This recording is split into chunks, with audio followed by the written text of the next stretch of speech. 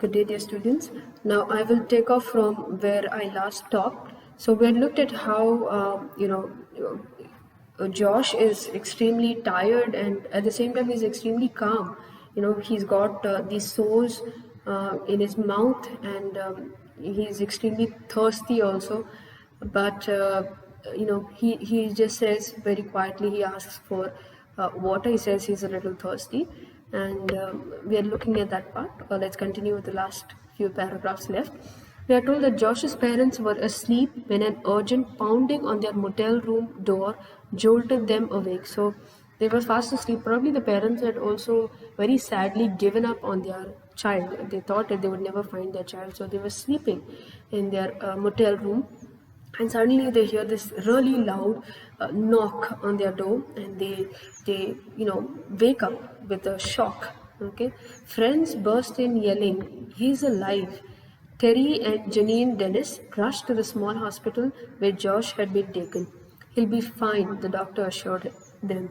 So imagine their joy. It's one thing when, I'm sure it's not like they were not worried at all.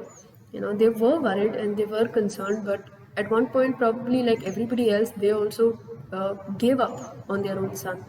And now to have realized that ultimately God has listened to their prayers, all their prayers have not gone in vain, and that He's actually found, that joy is above anything else that they could ever feel.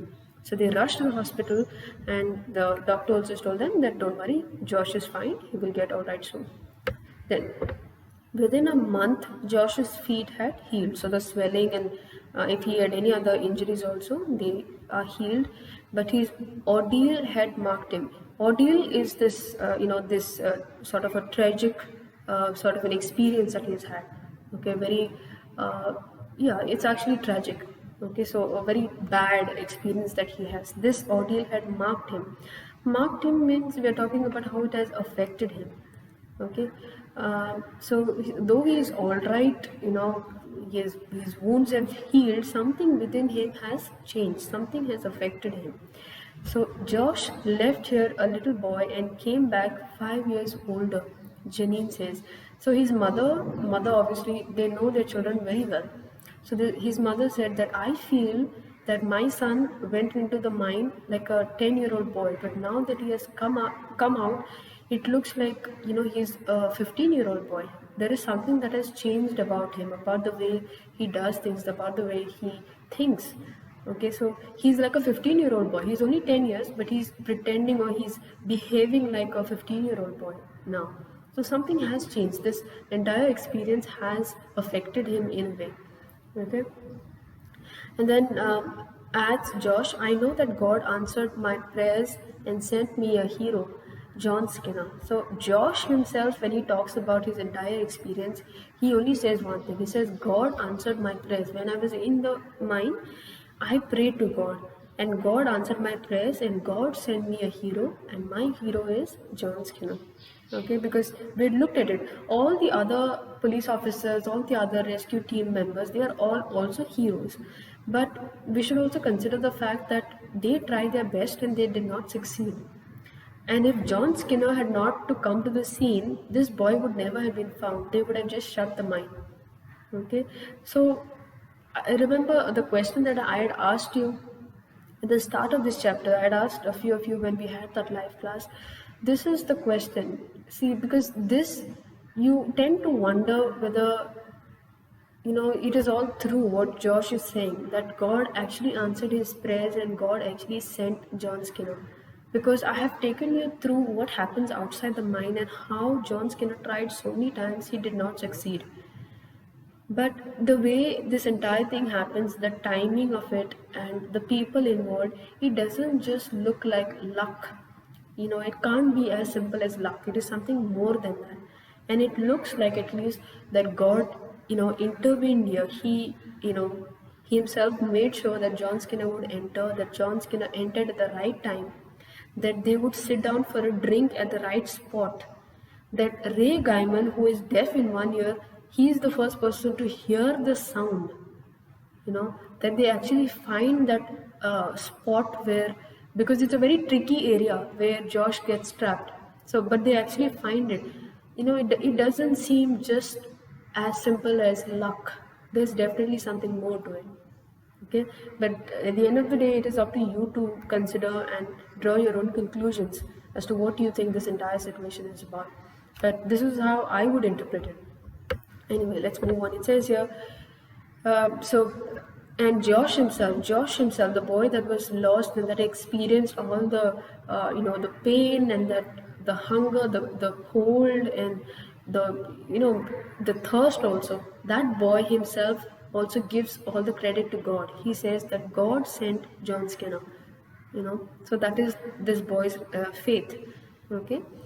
Anyway, let's continue. It says, previously hesitant to speak in public, Skinner soon found himself telling the story to 1,200 parishioners in the town chapel.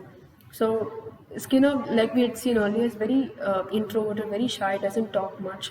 So this person who never went and spoke in front of a crowd, very soon, because of the entire episode here, he goes on to tell the story of how he saved Josh to at least 1,200 parishioners.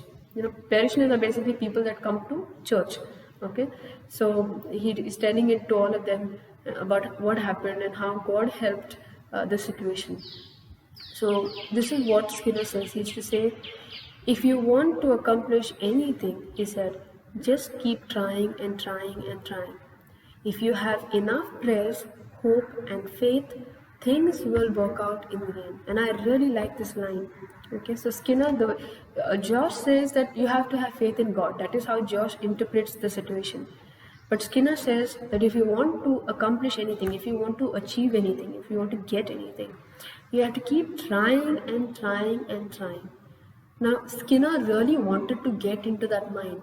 He did not get the chance the first time, he did not get the chance the second time, he did not get the chance the third time, but he did not give up. He kept trying till the end, till Wednesday, the day they were supposed to shut the mind. Till that day he continues to try, and it works for him. In that last try that he made, God allowed that he is successful. Okay, so you have to keep trying and trying and trying, and after you have kept trying, if you have enough of prayers, hope, and faith, things will work out in the end. So if God is with you and you have faith that God is with you and that God will help you, then things will work out. Anything that you're doing, it will work out. Okay, and I'm sure this is a message that we can use in our lives as well. It is not just with regard to the mind, it's with regard to anything that we will do in our life. Okay, it is not just relying on God and having faith, but it is also trying and trying and trying as much as you can, knowing that God will make a way. Okay, so he says miracles do happen, especially when the human spirit takes over. So about miracles, a lot of people say a lot of things, but I believe, that is John Skinner saying, I believe that miracles do happen, especially when the human spirit takes over. So especially when the human spirit, when the human being decides to hold on to things like faith, that there is power in it. Okay, so especially when the human spirit takes over, when the human spirit decides not to give up, when the human spirit decides to hold on to God, when the human spirit decides to have faith, all these things, okay, there is a lot of power. So miracles do happen. That is what he's trying to say. Okay, so I would want you to let me know what you think about the chapter, what you think about God, what you think about miracles, and more importantly, what you think about this entire situation. Do you think that this was really God helping the situation? Because look at it from the start, look at it from everything that happened during those 5 days. Okay, or do you think that this is just another story about luck or about chance? What is it? Okay, and yes, this is I had got you, I think I showed some of you the picture already. This is him today, Joshua Dennis. He's grown up, older than all of you at least, very much alive, even married today, very happy. And he's like I also mentioned to you earlier, he's written a book about his experiences and about his faith. Okay, and but yes, it is a story that will never cease to marvel people, because very rarely do you have a situation like that where someone has been lost for so long, when everybody is giving up, and at the last moment, he's found. When he's least expected to be found, he is found. Okay. So we will stop right here. This is the end of the chapter. Thank you.